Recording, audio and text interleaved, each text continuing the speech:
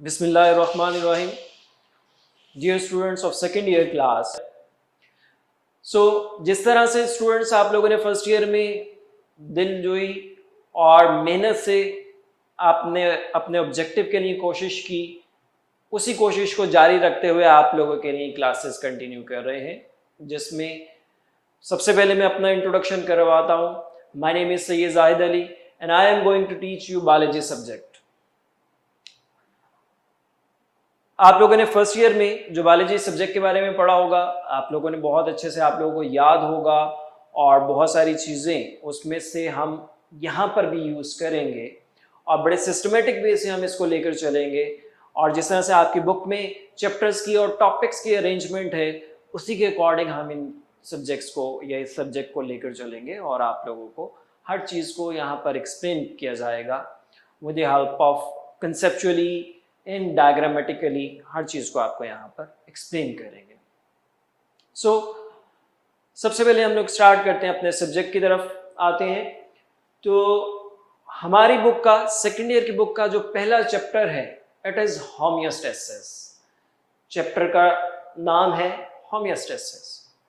इसमें जो टॉपिक्स आज हमने डिस्कस करने हैं वो होमियोस्टेसिस की डेफिनेशन है, इसकी इंपॉर्टेंस, ये जरूरी क्यों है, और एक सेल के कौन कौन से कंपोनेंट के लिए होमियोस्टेसिस का होना जरूरी है.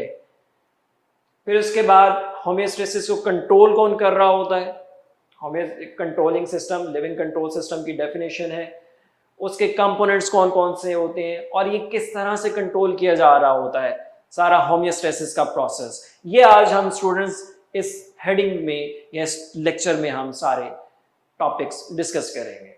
तो सबसे पहले हम इस टर्म की तरफ आते हैं. आप लोगों ने फर्स्ट ईयर में जब पहला चैप्टर पढ़ा था तो वहां पर लाइफ के कुछ कैरेक्टरिस्टिक्स आपने पढ़े थे. उसमें एक बहुत इंपॉर्टेंट कैरेक्टर वो ये था कि लिविंग ऑर्गेनिज्म के अंदर एबिलिटी होती है होमियोस्टेसिस की. व्हाट इज होमियोस्टेसिस, इसको मैं सारा डिटेल में आप लोगों के साथ आज डिस्कस करते हैं. सबसे पहले ये टर्म होमियोस्टेसिस की टर्म किसने इंट्रोड्यूस करवाई थी? एक फिजियोलॉजिस्ट ने, वॉल्टर कैनन.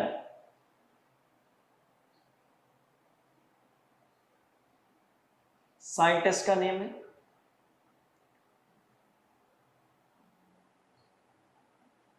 Walter cannon. इन्होंने ये टर्म इंट्रोड्यूस करवाई थी होमियोस्टेसिस की. अब इस होमियोस्टेसिस की ये एक टेक्निकल टर्म है, इसके मीनिंग क्या है? It consist of two words. वो टू वर्ड्स कौन से हैं? होमो और होमियो. होमियो मीन सिमिलर और same, and stasis mean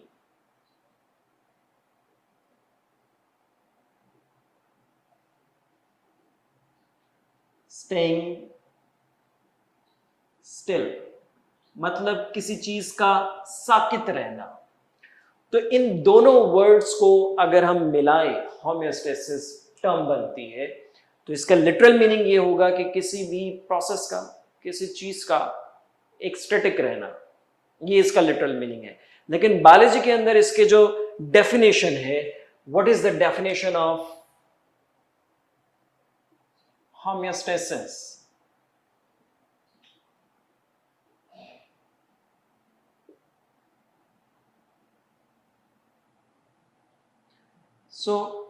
students, आप में से कोई इसको डिफाइन करना चाहेगा? डिफाइन कर सकता है? जी बिल्कुल.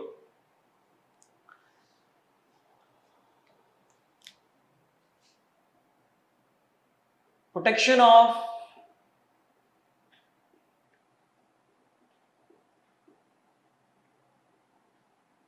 Internal environment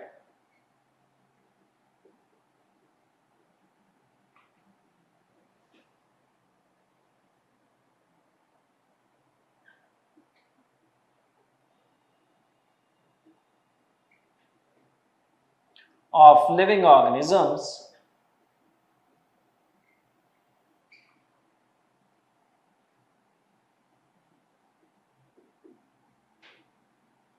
from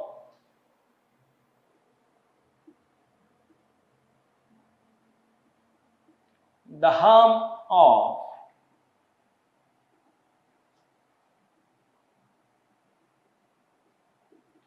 fluctuation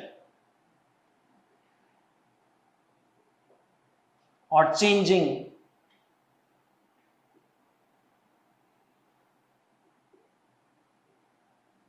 in external environment.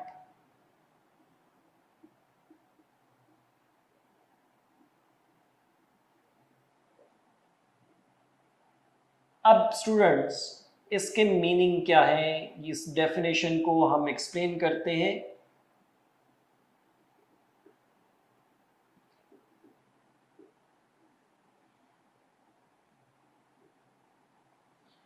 Protection of internal environment of living organism. Her organism की एक इंटरनल इन्वायरमेंट है और एक एक्सटर्नल इन्वायरमेंट जो कि उसकी सराउंडिंग कहलाती है सिंपल वर्डिंग में। तो एक्सटर्नल इन्वायरमेंट के अंदर चेंजेस आती हैं, जैसे सर्दियों में बहुत ज़्यादा सर्दी होती है अगर हम टेम्परेचर की बात करें, गर्मियों में बहुत ज़्यादा गर्मी होती है, तो उसके अकॉर्डिंग लिविंग ऑर्गेनिज्म की इंटरनल इन्वायरमेंट के अंदर भी बहुत ज़्यादा चेंजेस आती हैं।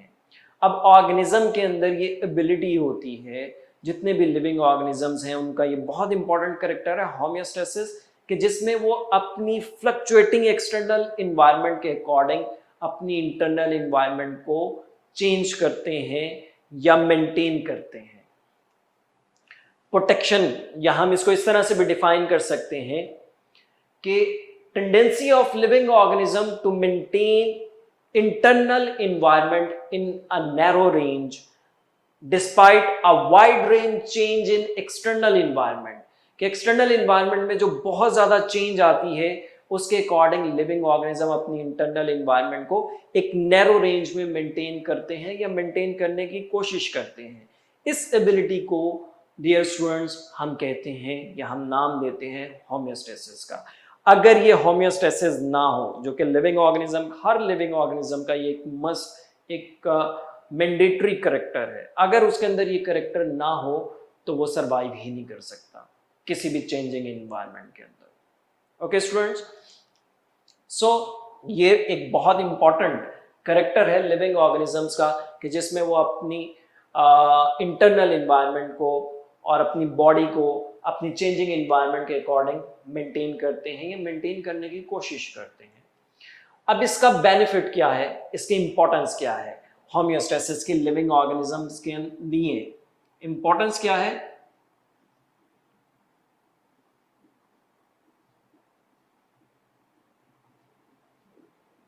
जी स्टूडेंट्स, कोई बता सकता है कि होमियोस्टेसिस की इंपॉर्टेंस क्या है?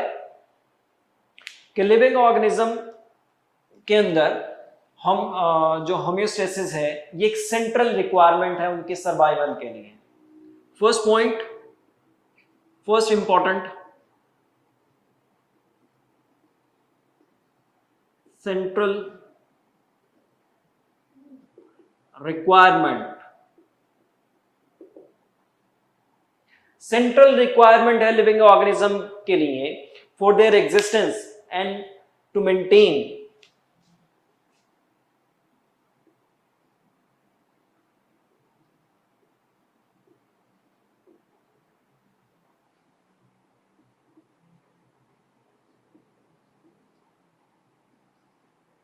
Internal environment.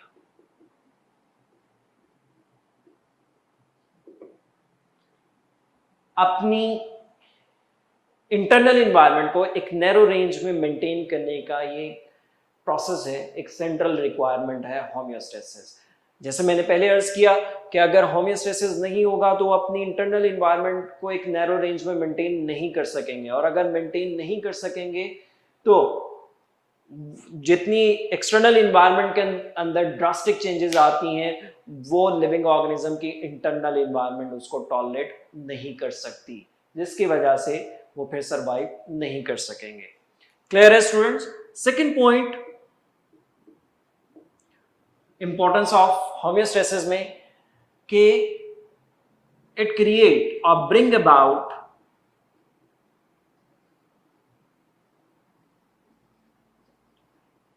adaptations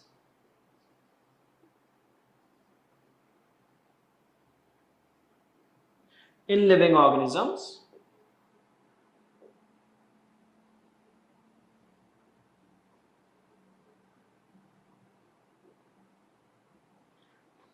that leads to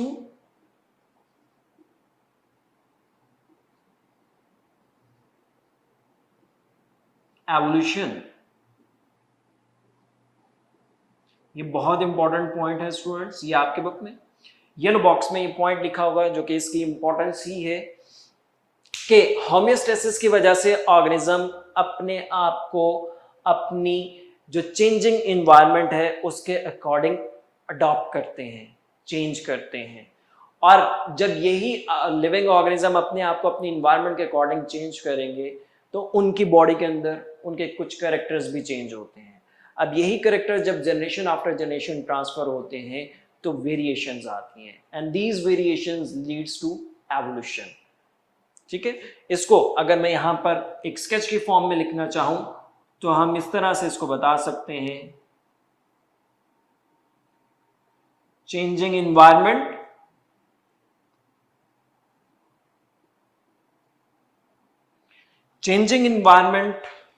needs to adaptations in living organisms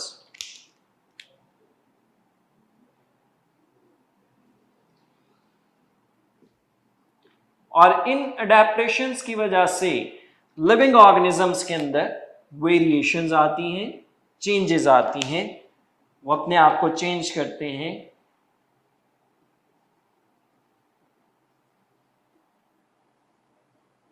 And these variations ultimately result in evolution. Evolution के वर्ड से आप बखूबी वाकिफ होंगे कि जिसकी वजह से न्यू स्पीशीज ओरिजिनेट होती हैं, इवॉल्व होती हैं। ठीक है, तो ये एक प्रोसेस भी है कि होमियोस्टेसिस की वजह से लिविंग ऑर्गेनिजम्स के अंदर दीज आर अडेप्टेशंस, और ये अडेप्टेशंस किसकी वजह से आती हैं लिविंग ऑर्गेनिजम्स के अंदर?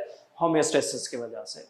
होमियोस्टेसिस की वजह से लिविंग ऑर्गेनिजम्स के अंदर अडेप्टेशंस क्रिएट होंगी और उन अडेप्टेशंस की वजह से लिविंग ऑर्गेनिजम्स के अंदर वेरिएशंस आती हैं, and these variations result in evolution. Okay students, तो ये यहां तक क्लियर है आपको? इसके अलावा third importance of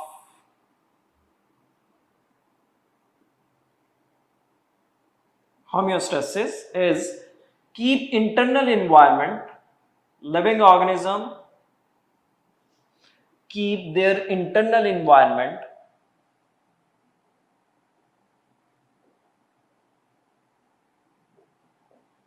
in a narrow range।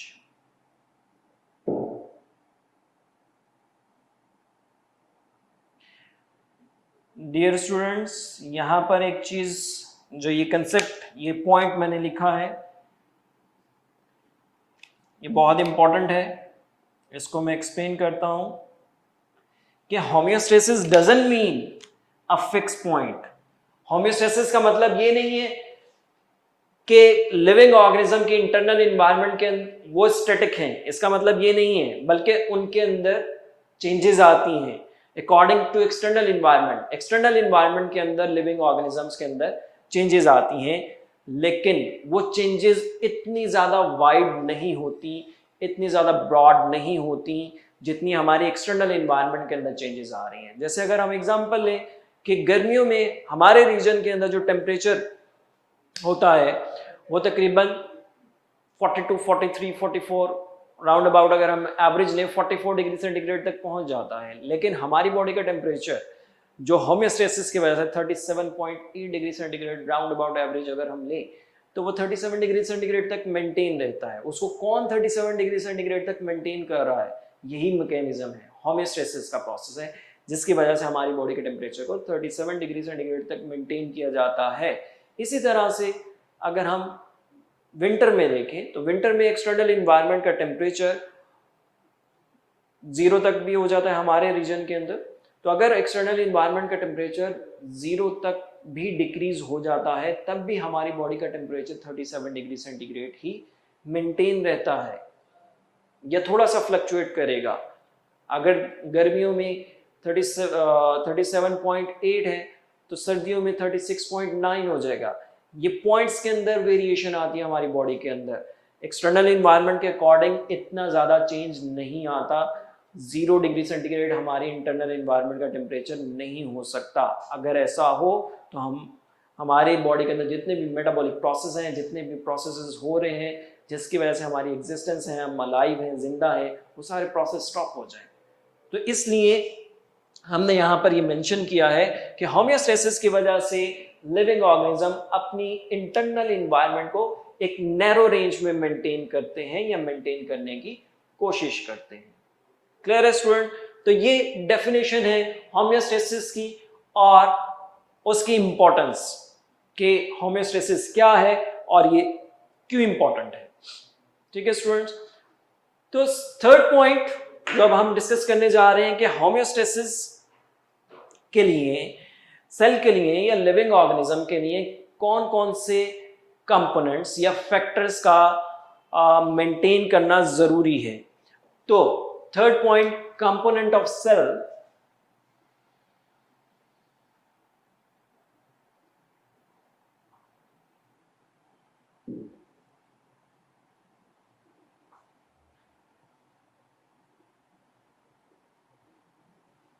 and effect of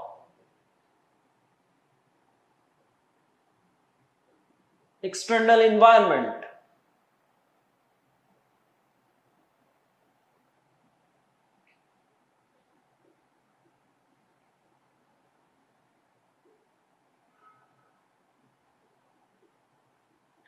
So dear students,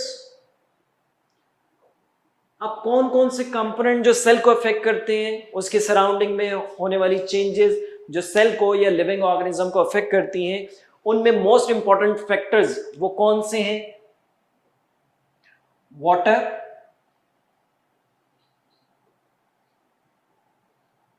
and solute,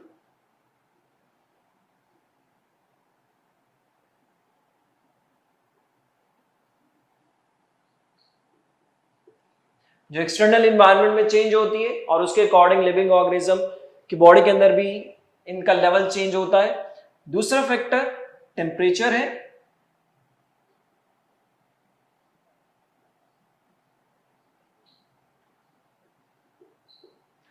और third factor is waste material.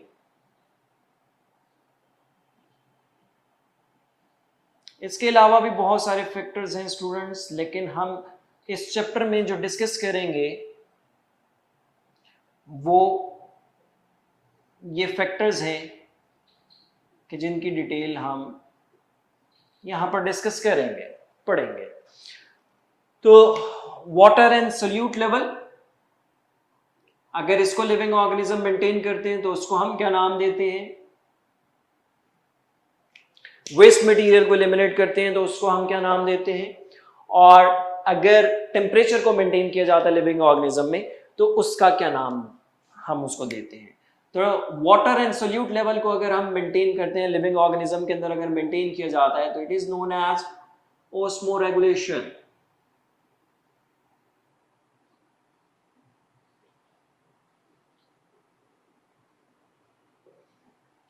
Temperature के अगर मेंटेन करते हैं लिविंग ऑर्गेनिज्म, अपनी बॉडी के टेम्परेचर को मेंटेन करते हैं with respect to their environment, changing environmental temperature, then it is known as thermoregulation. Therm temperature से ये वर्ड डिराइव हुआ है, सो थर्मोरेगुलेशन।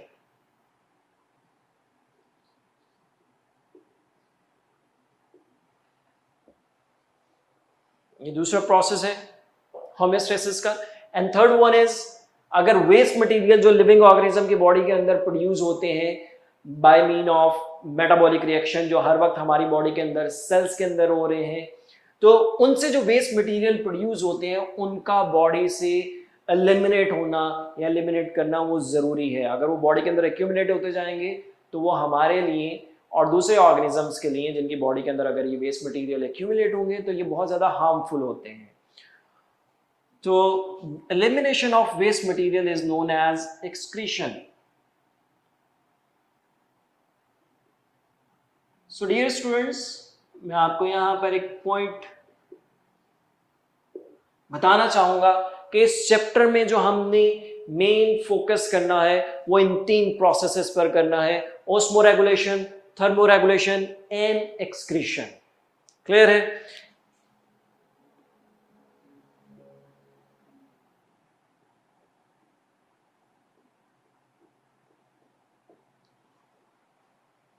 नाउ नेक्स्ट टॉपिक और next heading is control system. कि हमने ये कहा कि ये लिविंग ऑर्गेनिज्म की बॉडी का एक प्रोसेस है कि जिसमें वो अपनी इंटरनल इन्वायरमेंट को एक नैरो रेंज में मेंटेन करते हैं या मेंटेन करने की कोशिश करते हैं, ये उनकी एबिलिटी है। तो डेफिनेटली इसको मेंटेन करने के लिए उनकी बॉडी के अंदर कोई ना कोई कंट्रोलिंग सिस्टम प्रेजेंट होता है लिविंग ऑर्गेनिज्म के अंदर। तो वो कंट्रोलिंग सिस्टम जो लिविंग ऑर्गेनिज्म की बॉडी के अंदर इस पूरे प्रोसेस को या होम्योस्टेसिस को कंट्रोल कर रहा होता है, it is known as living control system. Okay students, it is known as living control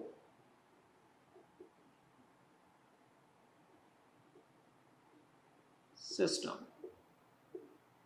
अब लिविंग कंट्रोल सिस्टम क्या होता है, अगेन मैं इसको एक्सप्लेन करता हूं यहां पर। लिविंग कंट्रोल सिस्टम बिल्कुल इसी तरह से जिस तरह से एक फिजिकल कंट्रोल सिस्टम होता है। जैसे थर्मोस्टेट डिफरेंट अप्लायंसेस के अंदर, एयर कंडीशनर के अंदर एक डिवाइस प्रेजेंट होती है जो टेम्परेचर को डिटेक्ट करती है और जो हमने उसमें टेम्परेचर सेट किया होता है वो उस टेम्परेचर तक सराउंडिंग का, एयर कंडीशनर की अगर हम बात करें तो उस सराउंडिंग के टेम्परेचर को उस टेम्परेचर तक मेंटेन करती है।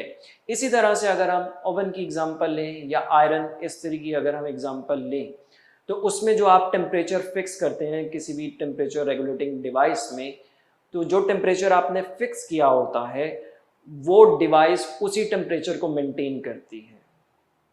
ठीक है, इसी तरह से लिविंग ऑर्गेनिज्म की बॉडी के अंदर भी एक कंट्रोलिंग सिस्टम प्रेजेंट है जो होम्योस्टेसिस के प्रोसेस को कंट्रोल कर रहा है।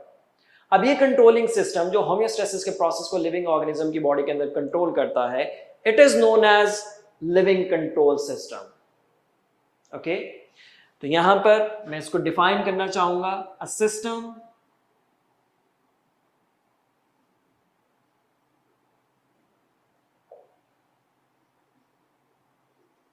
that control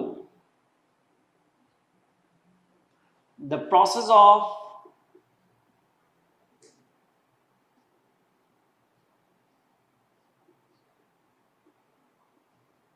homeostasis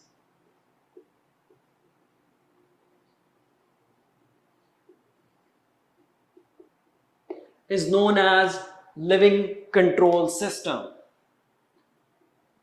यही हम बात कर रहे हैं कि होम्योस्टेसिस को कंट्रोल करने के लिए लिविंग ऑर्गेनिज्म की बॉडी के अंदर जो कंट्रोल सिस्टम या सिस्टम प्रेजेंट होता है उसको हम क्या कहते हैं, लिविंग कंट्रोल सिस्टम। अब जिस तरह से हमने बात की कि फिजिकल कंट्रोल सिस्टम की तरह से लिविंग कंट्रोल सिस्टम भी होता है, तो डेफिनेटली इसके कोई ना कोई पार्ट्स होंगे, इसके कोई ना कोई कंपोनेंट्स होते हैं। तो what are the components, basic components of living control system?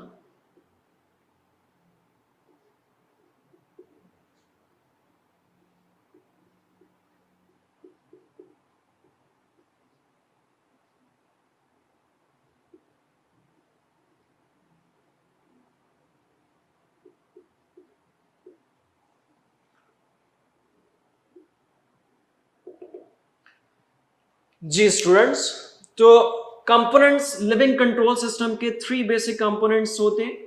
First one is receptor. Receptor जिसके थ्रू लिविंग ऑर्गेनिज्म अपनी सराउंडिंग में होने वाली चेंजेस को डिटेक्ट कर सकते हैं। ऐसे ऑर्गन्स या टिश्यूज जिनके थ्रू लिविंग ऑर्गेनिज्म अपनी एनवायरनमेंट में होने वाली चेंजेस को डिटेक्ट कर सकते हैं, such components are known as receptor. First component of living control system. Second one is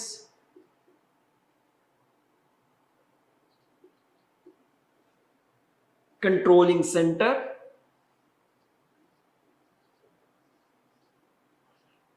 definitely कोई ना कोई ऐसा पॉइंट होगा, एक सेंट्रल पॉइंट होगा जहां पर ये सारा प्रोसेस, होमियोस्टेसिस का प्रोसेस जो है वो उसकी प्रोसेसिंग हो रही होगी, उसकी इंटरप्रिटेशन हो रही होगी, या उसको कंट्रोल किया जा रहा होता है, देखा जा रहा होता है, और उसके अकॉर्डिंग जो वो रिस्पॉन्स शो करते हैं। तो थर्ड कंपोनेंट इज इफेक्टर्स।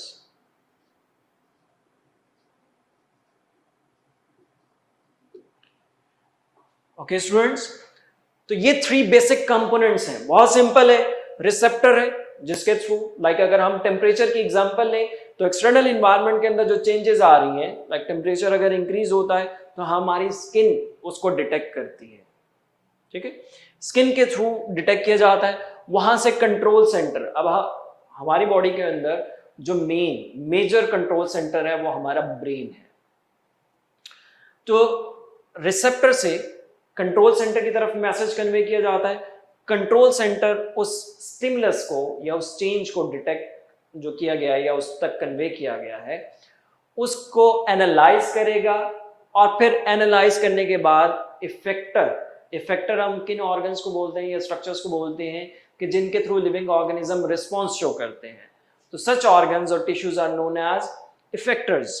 तो अगर हम इसमें एग्जांपल लें इस कंट्रोलिंग सिस्टम की, एग्जाम्पल के थ्रू अगर हम इसको एक्सप्लेन करें तो आपको मजीद ये पॉइंट क्लियर हो जाएगा। रिसेप्टर में अगर हम ये बात करते हैं कि स्किन एक रिसेप्टर है जिसके थ्रू हम एक्सटर्नल एनवायरनमेंट के अंदर जो चेंजेस आ रही हैं, जो टेम्परेचर चेंज आ रही हैं, उसको हम डिटेक्ट करेंगे। यहां से ये मैसेज कन्वे किया जाता है टुवर्ड ब्रेन, और ब्रेन में जो कि हमारा CNS भी हम उसको कहते हैं, सेंट्रल नर्वस सिस्टम, जो हमारा कंट्रोल सेंटर है, मेजर कंट्रोल सेंटर है, यहां तक ये मैसेज कन्वे किया जाता है। और फिर अगर एक्सटर्नल इन्वायरमेंट में टेम्परेचर हाई है तो कंट्रोल सेंटर या हमारा ब्रेन या CNS उसको एनालाइज करने के बाद इफेक्टर जो कि हमारी बॉडी के अंदर स्वेट ग्लैंड्स प्रेजेंट होते हैं उनको वो मैसेज कन्वे करेगा कि स्वेट स्क्रीट करे, जिसको हम पसीना कहते हैं, और जब पसीने की या स्वेट की एवेपोरेशन होगी तो उसकी वजह से कूलिंग इफेक्ट होगा।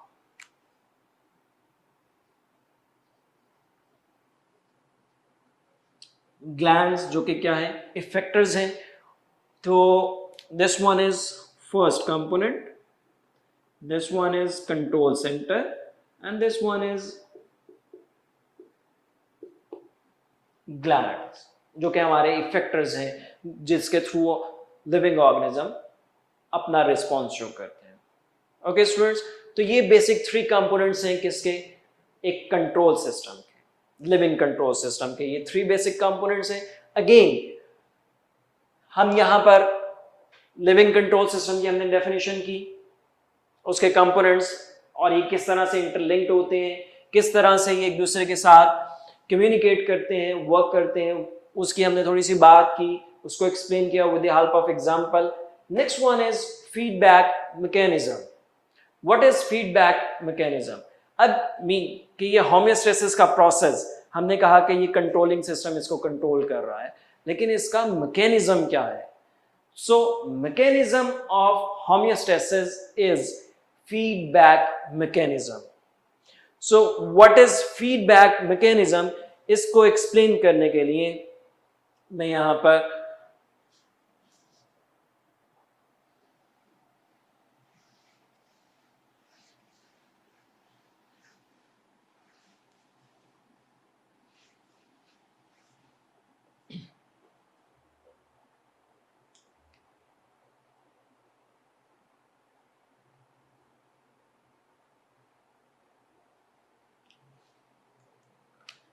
Dear students, what is feedback mechanism?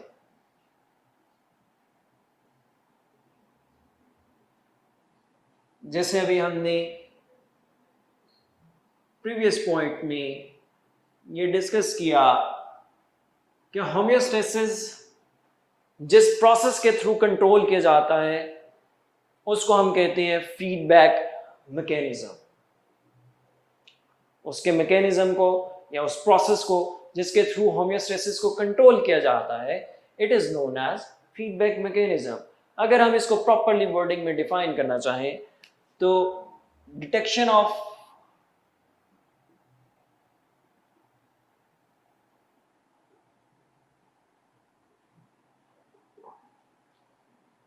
changes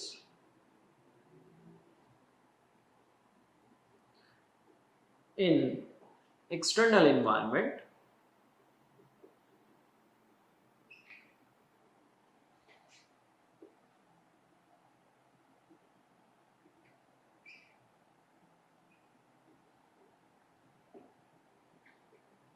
and conveying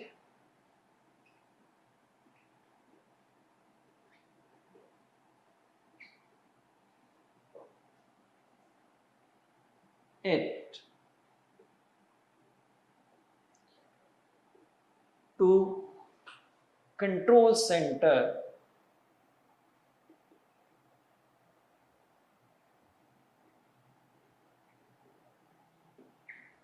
for effector's response.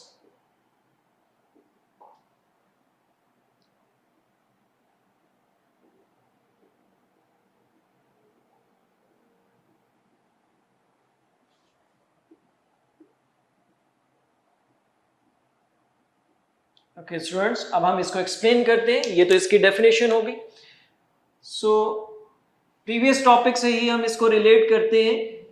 आप यहां पर देख सकते हैं जो हमने कंपोनेंट्स मेंशन किए लिविंग कंट्रोल सिस्टम के। तो लिविंग कंट्रोल सिस्टम के हमने 3 कंपोनेंट मेंशन किए, रिसेप्टर है, कंट्रोल सेंटर है एंड इफेक्टर है। फीडबैक मैकेनिज्म इसी प्रिंसिपल पर वर्क करता है कि डिटेक्शन ऑफ चेंजेस के एक्सटर्नल इन्वायरमेंट में, लिविंग ऑर्गेनिज्म की एक्सटर्नल इन्वायरमेंट के अंदर जो चेंजेस आ रही हैं सबसे पहले उसको डिटेक्ट किया जाना है। और वो डिटेक्शन किसके थ्रू होगी? रिसेप्टर्स के थ्रू करते हैं।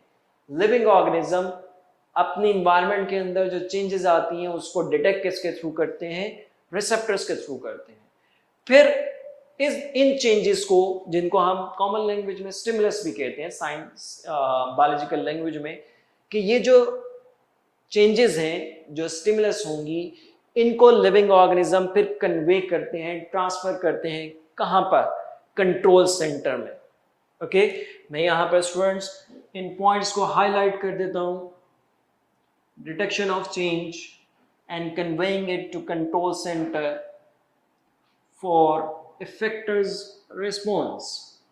यही तीनों कंपोनेंट्स मिलकर जिस प्रिंसिपल के थ्रू वर्क करते हैं उसी को हम कहते हैं फीडबैक मैकेनिज्म। अगेन मैं इसको रिवाइज करता हूं या एक्सप्लेन करता हूं। डिटेक्शन ऑफ चेंज, अब लिविंग ऑर्गेनिज्म एक्सटर्नल इन्वायरमेंट में जो चेंज आ रही है उसको डिटेक्ट करेंगे। किसके थ्रू डिटेक्ट करेंगे? रिसेप्टर्स के थ्रू डिटेक्ट करते हैं। वहां से मैसेज कन्वे किया जाता है कंट्रोल सेंटर को, जहां पर कंट्रोल सेंटर उन चेंजेस को एनालाइज करेगा और किस तरह से बॉडी के इंटरनल इन्वायरमेंट को उसने मेंटेन करना है, तो उसके लिए वो रिस्पॉन्स शो करेगा थ्रू इफेक्टर। लिविंग ऑर्गेनिज्म की बॉडी जो रिस्पॉन्स शो करेगी वो किसके थ्रू करेगी?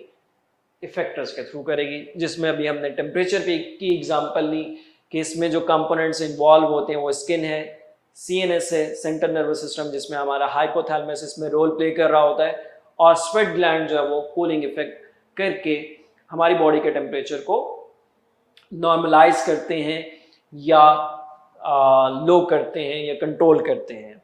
अब फीडबैक मैकेनिज्म की स्टूडेंट्स डिफरेंट टाइप्स होती हैं, जिसमें पॉजिटिव फीडबैक मैकेनिज्म भी है एंड नेगेटिव फीडबैक मैकेनिज्म भी है। So homeostasis is commonly controlled through negative feedback mechanism. Okay students, what is negative feedback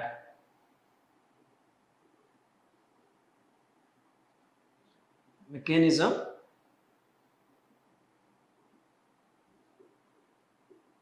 इसको भी हम डिफाइन कर लेते हैं पहले, फिर इसको मैं एग्जांपल के थ्रू एक्सप्लेन करूंगा। एन इनवर्स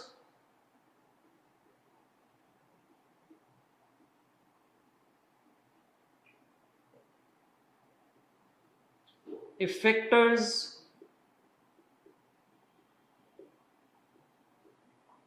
response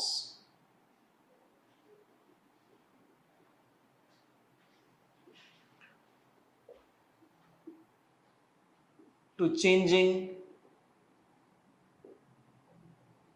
environment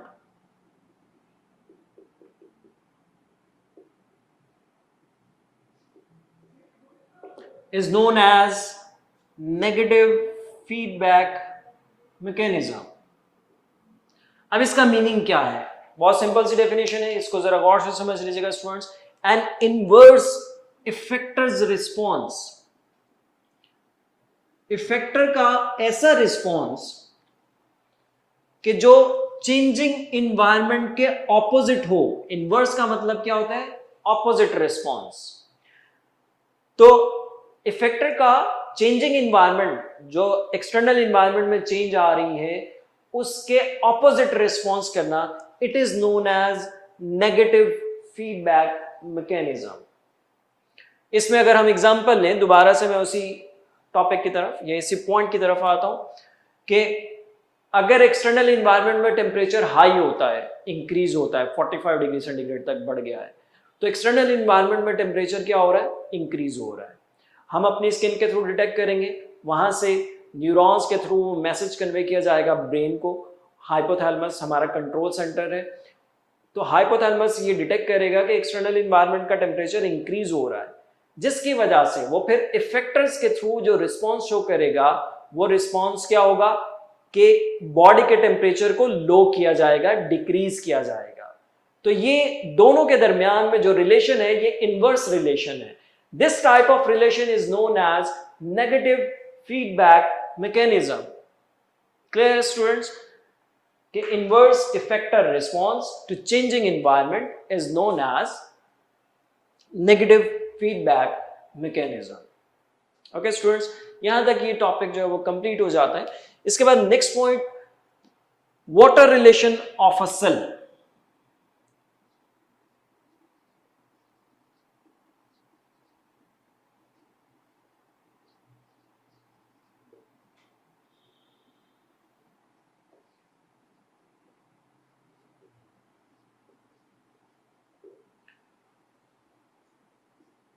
सो डियर स्टूडेंट्स, आपने फर्स्ट ईयर में ये पढ़ा होगा कि किसी भी सेल का मेजर जो पार्ट होता है वो वाटर पे कंसिस्ट होता है। So water act as a solvent. Cell के अंदर वाटर एक्ट कर रहा होता है एज ए सॉल्वेंट, जिसके अंदर most of the substances, chemical substances are dissolve, जिनको हम नाम देते हैं सोल्यूट्स। अब ये सोल्यूट्स वाटर के अंदर डिसॉल्व होते हैं और उन्हीं की वजह से सेल के अंदर केमिकल रिएक्शन होते हैं।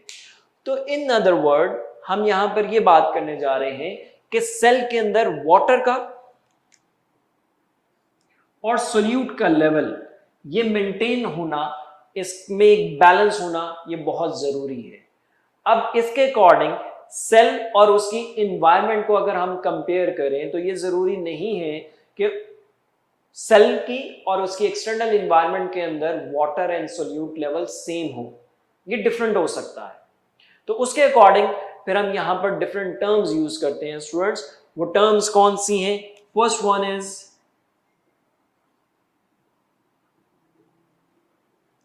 Hypotonic,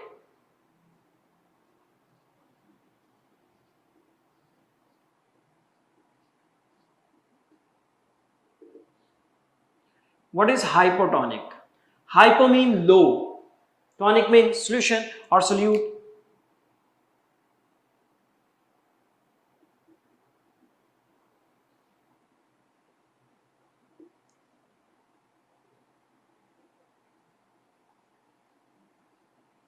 no solute level in external environment. तो अगर हम यहां पर एक सिस्टम कंसीडर करें, लाइक ये अगर एक बीकर है जिसके अंदर हमने किसी भी सेल को प्लेस किया है, या हमने इसके अंदर एक सेल को रखा है, like this one is a cell, ये नॉर्मल सेल की शेप है।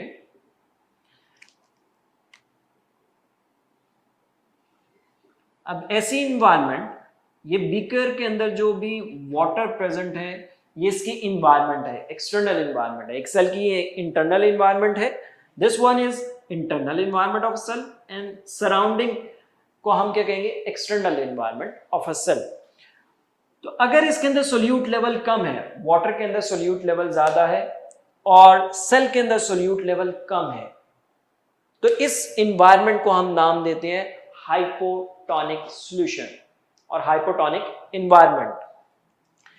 इसका रिजल्ट क्या होगा, अगर हम सेल को इस हाइपोटोनिक इन्वायरमेंट में रखते हैं तो उसकी वजह से सेल के बाहर सोल्यूट की कंसंट्रेशन कम है एंड वाटर की कंसंट्रेशन, इन अदर वर्ड हम कह सकते हैं कि वाटर ज्यादा प्रेजेंट है और सोल्यूट कम है। उसकी निस्बत सेल के अंदर सोल्यूट ज्यादा है और वाटर कम है, जिसका रिजल्ट क्या होगा कि वाटर इस सेल के अंदर एंटर होगा, और वाटर जैसे ही इस सेल के अंदर एंटर होगा तो ये सेल एक्सपैंड करेगा, और इसकी एक्सपेंशन की वजह से जब ये सेल एक्सपैंड करेगा तो ये टर्जिड फॉर्म में आ जाएगा। This will result in the turgidity of a cell. और ये कब होगा कि जब हम सेल को एक हाइपोटोनिक इन्वायरमेंट में प्लेस करते हैं, उसको एक हाइपोटोनिक इन्वायरमेंट में रखते हैं। दूसरी कंडीशन या दूसरी टर्म जो हम यहां पर यूज करेंगे students, that is hypertonic environment. और वो हाइपरटोनिक इन्वायरमेंट इस कंसेप्ट का ऑपोजिट है। Hyper mean access,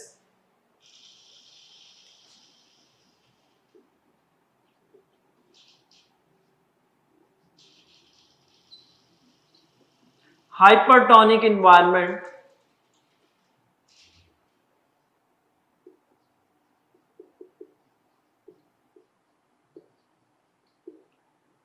what does it mean? Hyper mean excess, excess of solute,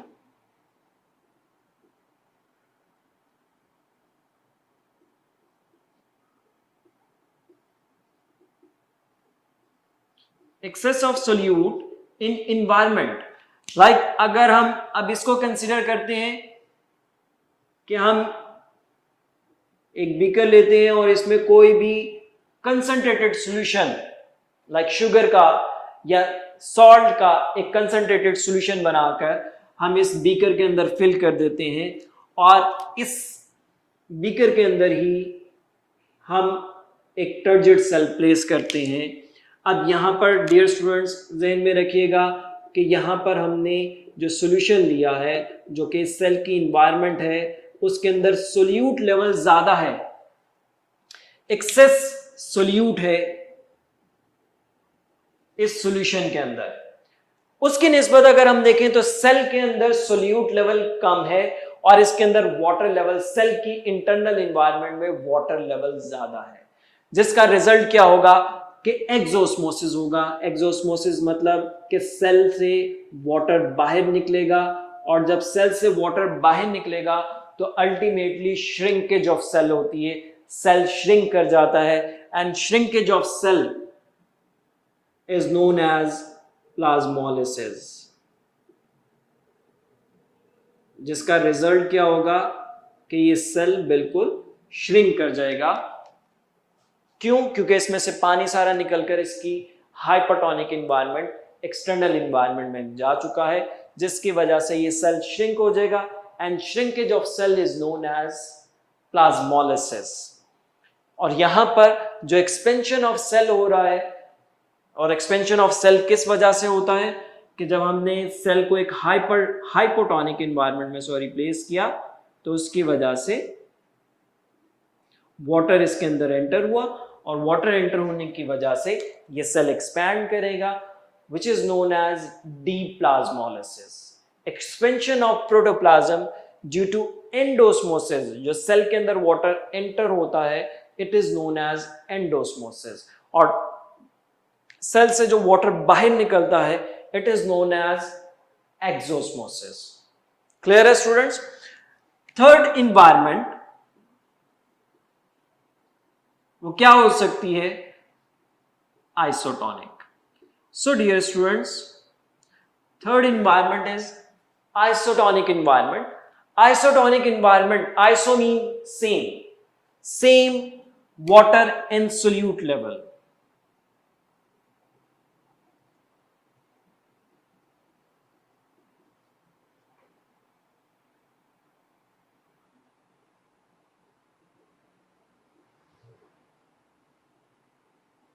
concentration के लिए और अमाउंट हम कह सकते हैं। लाइक इसी में हम दोबारा से एक एग्जांपल लें कि हम एक बीकर लेते हैं और इसमें एक dilute solution of any salt और शुगर जब हम इसके अंदर प्लेस करते हैं या फिल करते हैं, और इसके अंदर इसी इन्वायरमेंट में जब हम रखेंगे एक सेल को, तो उससे क्या होगा कि अब inside the cell and outside the cell solute की एंड सॉल्वेंट की कंसंट्रेशन सेम है। This kind of solution is known as isotonic solution. So students, जब हम आइसोटोनिक सॉल्यूशन के अंदर किसी भी सेल को प्लेस करते हैं तो उसकी शेप में कोई चेंज नहीं आती। क्यों? क्योंकि जितने वाटर मॉलिक्यूल सेल से बाहर जाएंगे एक्सोस्मोसिस के प्रोसेस से, उतने ही वाटर मॉलिक्यूल सेल के अंदर एंटर होंगे, जिसकी वजह से नेट एक्सचेंज जो है वो जीरो होगा, और एज अ रिजल्ट सेल की जो शेप है वो मेंटेन रहेगी। सो डियर स्टूडेंट्स, हम आज के लेक्चर को यहीं तक इख्तिताम करते हैं और उम्मीद करते हैं कि आप लोगों को ये टॉपिक समझ आया होगा, आज का लेक्चर समझ आया होगा, और अपना और अपने सराउंडिंग में जितने भी लोग हैं, अपने अजीज़ों और अकारिब हैं और जिनको आप नहीं जानते, उनका बहुत ख्याल रखिएगा। बहुत शुक्रिया।